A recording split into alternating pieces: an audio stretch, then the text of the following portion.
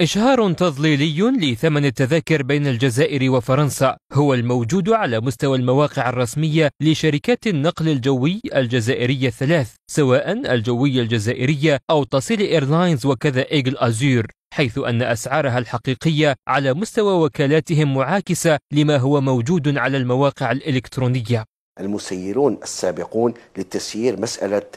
البعد التسويقي، لذلك اليوم نجد ثغرات وثغرات كبيرة جدا، وأهم هذه الثغرات هو عدم تحيين المعلومة سواء على مستوى الانترنت أو على مستوى حتى الملصقات الإشهارية أو عن طريق الوسائل الأخرى المعروفة في العمليات الإشهارية. اليوم شركات الطيران الكبرى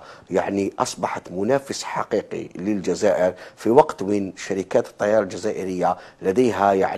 الإمكانيات أن يكون لديها حصة كبيرة من السوق الجزائرية.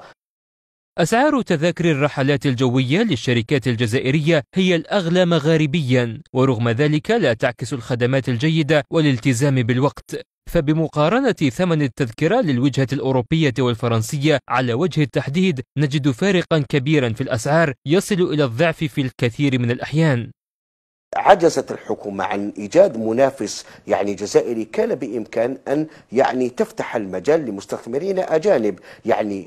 تقام شركات أجنبية تخضع للقانون الجزائري، وبالتالي تجد الشركات الطيران الجزائرية منافسا أجنبيا ولكنه يخضع للقوانين الجزائرية، وبالتالي ستؤدي إلى نفس النتائج، هو تحسين خدمة المنتج. ويبقى الظفر بتذكرة طائرة أسعار في المتناول حلم أفراد الجالية الجزائرية في الخارج من أجل تمضية الصيف ورمضان وسط العائلة، بعد أن أصبحت تسجل الوجهة الجزائرية أغلى الأسعار بثمن تجاوز 600 أورو في فصل الصيف.